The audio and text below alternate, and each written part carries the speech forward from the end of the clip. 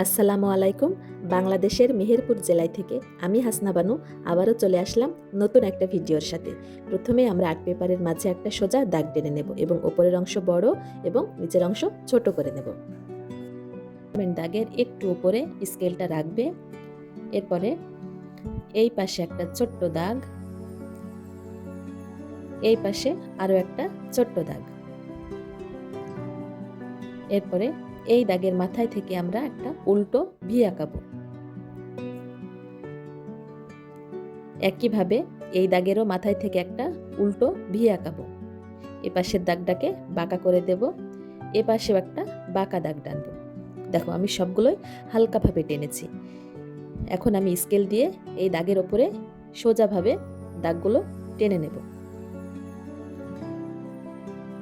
দেখতে থাকো এবং শিখতে থাকো।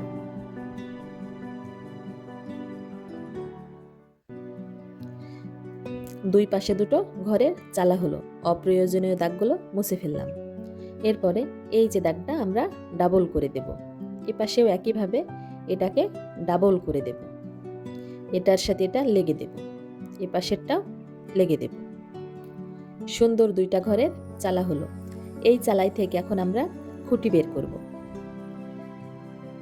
একটা চালাই থেকে মোট 3টা খুঁটি বের হবে। একটা খুঁটি, 2টা এবং 3টা। একইভাবে এপাশেও আমরা মোট 3টা খুঁটি বের করে নেব। দুটো ঘরই আমরা একইভাবে আঁকাবো। দেখো মাঝের খুঁটিটা আমি একটু বড় করেছি, খেয়াল করলেই বুঝতে পারবে। এখন আমি স্কেলের সাহায্যে গাঢ় করে সবগুলো দাগ টেনে নেব। মাঝের খুঁটিটা তোমরা একটু বড় করবে, তাহলে ঘরের শেপ দেখতে ভালো লাগবে।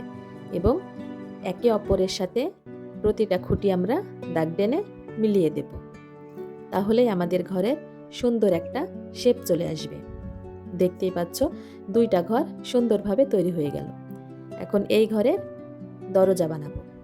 একটা দরজা হলো, এপাশেও একই নিয়মে আরও একটা দরজা বানিয়ে নেব। এরপরে দুইটা ঘরেরই আমরা জানালা এঁকে নেব। চতুর্ভুজের মতন করে জানালা এঁকে দেবে, 4 কোণা করে। জানালাটাও আমি স্কেল দিয়ে আঁকছি যাতে দাগগুলো আমার সোজা হয়। এ পাশে আমি আরও একটা জানালা এঁকে দিলাম। দেখো সুন্দর দুইটা ঘর হয়ে গেল। এখন আমরা এইখান থেকে এই পর্যন্ত টেনে দেব। একটু রাউন্ড করলাম, আবারও টেনে আরেকটা রাউন্ড করলাম, আবারও বাঁকিয়ে আরেকটা রাউন্ড করে এপাশে একটু বাঁকিয়ে এখানে লেগে দিলাম। দেখো এটা মূলত আমাদের পাড়ের অংশ।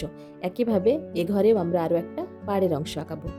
দেখো সোজা টানলাম, বাঁকা করলাম, আবারও বাঁকিয়ে এটা একটু বড় করলাম, আবারও বাঁকিয়ে এটা ছোট করলাম। দেখো এবং শিখিয়ে নাও। এই যে লাগিয়ে দিলাম, দেখতেই পাচ্ছ। এখন আমি গাঢ় করে টেনে দেব। এই যে বাঁকিয়ে বাঁকিয়ে পাড়ের অংশটা আঁকিয়ে ফেললাম। এপাশেও আমি যেভাবে এঁকেছিলাম ঠিক তার উপর দিয়ে বাঁকিয়ে বাঁকিয়ে সুন্দর করে এঁকে দিলাম। দেখো কত সুন্দরভাবে আমার দুটো পাড়ের অংশ হয়ে গেল। ঘরে কিছু ডিটেলস করে দিচ্ছি, দেখতে থাকো এবং শিখতে থাকো। এরপরে আমরা এই ঘরের পাশে একটা গাছ আঁকাবো। গাছ আঁকানোর জন্য প্রথমে ভি এঁকে নিলাম।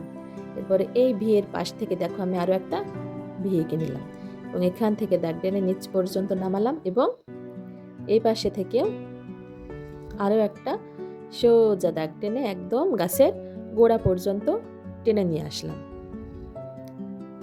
দেখতেই থাকো এবং শিখতেই থাকো। দেখো এটাও আমি এখন গাঢ় করে দেব।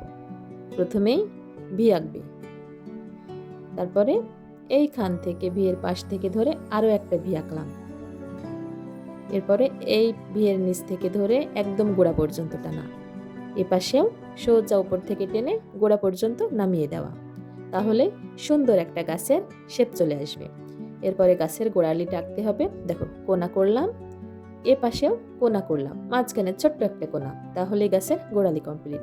ভুলবশত আমার গাছের পাতাটা রেকর্ড হয়নি ক্যামেরাতে, তো এর জন্য ক্ষমা চাইছি তোমাদের কাছে। আমি অন্য একটা ভিডিওতে গাছের পাতা আঁকানোর সম্পূর্ণ টিউটোরিয়ালটা তোমাদের দেখিয়ে দেব। এরপরে এই আর্ট পেপারের দেখো একদমই মাঝ বরাবর আমি একটা ঢেউ আঁকালাম। এই ঢেউ থেকেই তৈরি হবে ঝর্ণা। এই যে নিচ বরাবর দেখো ঢেউ টেনে নামিয়ে দিলাম, এপাশেও ঢেউ টেনে নামিয়ে দিলাম। দাগটা মূলত একটু বাঁকা বাঁকা করে নামিয়ে দিবে। এবার এখান থেকে ধরে বাঁকিয়ে নিচ বরাবর, আবার এখান থেকে ধরে বাঁকিয়ে নিচ বরাবর, দুই পাশে দুটো পাহাড়। এপাশেও আমরা একইভাবে এপাশের মতন দুইটা পাহাড় এঁকে দেবো। দেখো একটা পাহাড় হলো বড় পাহাড়, এবং এই পাশে একটা ছোট পাহাড়, দুটো দুটো মোট 4টে পাহাড় হলো। এরপরে এই ঝর্ণাতে আমরা কিছু পানির ডিটেলস এঁকে দেব। দেখো দাগ টেনে নিচ বরাবর নামিয়ে দিলেই বোঝা যাচ্ছে যে ওপর থেকে পানি পড়ছে। নিচের এই দাগটাকে মুছে দিলাম, এবং এটা তোমরা লক্ষ্য করো ভালোভাবে, না হলে শিখতে পারবে না আমি কিভাবে পানির ঢেউটা আঁকাচ্ছি। ওপর থেকে পানি পড়লে যে একটা ঢেউ তৈরি হয়, সেই ঢেউটা দেখো কিভাবে আঁকাচ্ছি, মনোযোগ দিয়ে দেখো। এই যে বাঁকিয়ে বাঁকিয়ে রাউন্ড করে দেবে। এই ঝর্ণার নিচটাতে রাউন্ড করে দিলেই মনে হবে যে ওপর থেকে পানি এখানে পড়ে এরকম রাউন্ড হয়ে গেছে। দেখো মনে হচ্ছে যেন সত্যি সত্যি পানি পড়েছে। প্রথমে যে আমরা মেজারমেন্ট দাগটা দিয়েছিলাম সেটা আমি গাঢ় করে দিলাম, এবং এর পিছনে দূরের গাছপালা আঁকাচ্ছি ঢেউ কেটে। দেখো ছোট বড় রাউন্ড করছি, তাহলেই দূরের গাছপালাটা হয়ে যাচ্ছে। মনোযোগ দিয়ে যদি তোমরা দৃশ্য আঁকানো দেখো, আমি মনে করি ইনশাল্লাহ শিখতে পারবে। এরপরে এই পাড়ের অংশগুলো আমরা ডাবল করে দেব। এগুলোকে ডাবল করলে পাড়ের অংশটা দেখতে রিয়েলিস্টিক দেখা যাবে, আরও সৌন্দর্য বৃদ্ধি পাবে, এবং মনে হবে যেন এটা একটা উঁচু জায়গা। এভাবে ডাবল করে দেবে। প্রথমে হালকা হাতে টেনে নেবে, এরপরে গাঢ় করবে, তাহলে তোমাদের বারবার মুছতে হবে না বা খারাপ হবে না। দেখো কত সুন্দরভাবে আমি পাড়ের অংশটা এঁকে ফেললাম। দৃশ্য আঁকানোর সময় তোমরা সবসময় কৌশল অবলম্বন করবে। ঝর্ণার উপরে আমরা একটা সূর্য এঁকে দিলাম, এরপরে সূর্যের রশ্মি এঁকে দিলাম। একটা রশ্মি বড়, একটা রশ্মি ছোট, এভাবে তোমরা সূর্যের রশ্মি এঁকে দেবে। এরপরে পাহাড়ে কিছু ডিটেলস করে দিচ্ছি। এইখানে আমরা একটা ঘাসের ঝোপ আঁকাবো। উল্টো ভি চিকন চিকন করে এঁকে দিলে একটা সুন্দর ঘাসের ঝোপ হয়ে যায়। এপাশেও একইভাবে আমরা আরও একটা ঘাসের ঝোপ এঁকে দেব। এরপরে এই ঘাসের ঝোপের ভিতর থেকেই সুন্দর ফুল ফুটেছে, একটা ফুলও এঁকে দিলাম। এখানেও আরও একটা ফুল এঁকে দিলাম, এপাশেও আরও একটা ফুল এঁকে দেব। আমি এই দৃশ্যটা আঁকাচ্ছি মূলত আমার একটা ভিউয়ার্সের রিকোয়েস্টে। সে খুব করে বলছিল যে আপু একটা দৃশ্য আঁকাও যেটা আমি স্কুলে টাঙিয়ে রাখবো। তো আমি তাকে ডেডিকেট করছি আমার এই দৃশ্যটা।